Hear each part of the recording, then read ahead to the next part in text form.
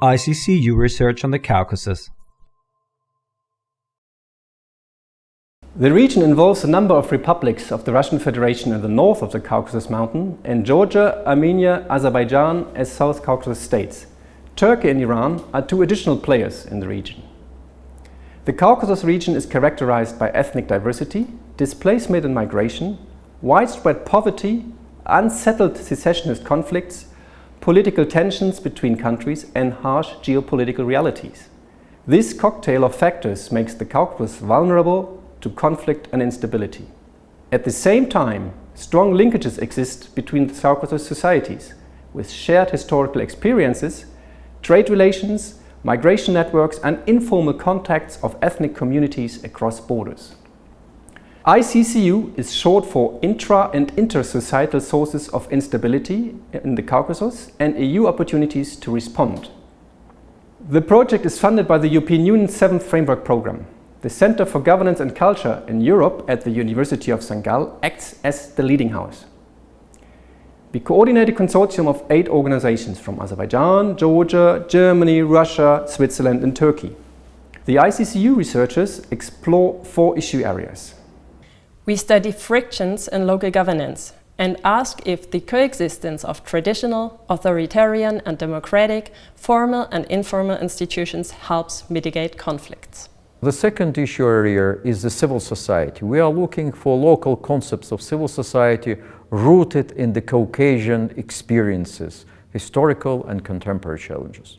Third, we look at economic interdependencies in the region, both macro flows and micro flows between diaspora groups. ISSICEU looks at the way in which these flows might stabilize or destabilize particularly vulnerable areas of the region.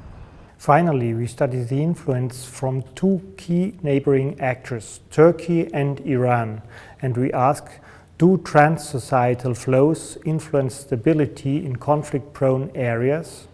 ISSICEU addresses factors of stability and instability within the Caucasus countries and discusses their implications for the entire Caucasus region. Civil society is a relatively new phenomenon for post-Soviet countries.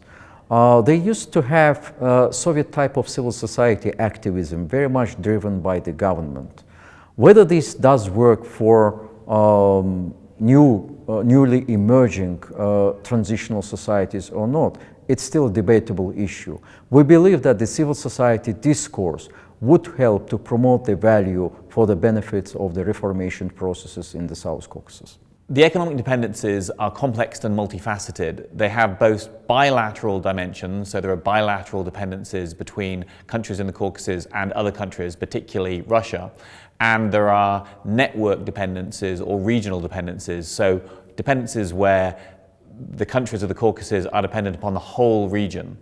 These create stability and security issues principally because where there is an over-concentration, either with a dependency on one country or on the region as a whole, then this tends to create vulnerabilities for the countries and can be used as a foreign policy tool by a foreign country or can just make the economy vulnerable to shifts that happen in the region. With lifting the sanction on Iran, the country's regional economic, political and social influences began to rebound. It seems Iran's policies toward the South Caucasus is essentially a pragmatic and shaped by realpolitik and historical background. So I think Tehran want to play a great role as a regional power and ally in the Caucasus. Our project further strengthens a network of researchers from countries of the Caucasus, Turkey and Iran and the European Union.